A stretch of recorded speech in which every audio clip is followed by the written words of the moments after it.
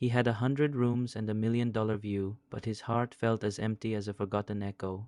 The man in the shed, however, had nothing and everything. Arthur lived in a world of polished surfaces and silent servants, but the one thing he couldn't acquire was peace. He spent his days watching the homeless man, Elias, who lived in a small, rusted tool shed on the edge of his property.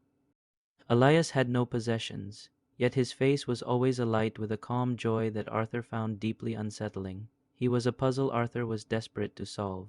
Arthur started leaving Elias simple things: a thermos of hot coffee, a fresh baked roll. Elias would smile and nod, a silent gratitude that felt more meaningful than any lavish thank you Arthur had ever received. They began to talk. Arthur learned that Elias's life was not a life of lack but of freedom.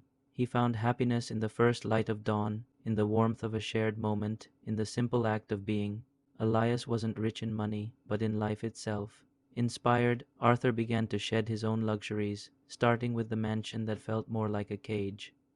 He sold it, using the money to start a foundation that built shelters for others. He moved into a small, modest home. He found that the true purpose of a rich life wasn't about what you owned, but about what you gave away. He had traded his mansion for a shed, and in doing so, found the key to a happiness he had never known.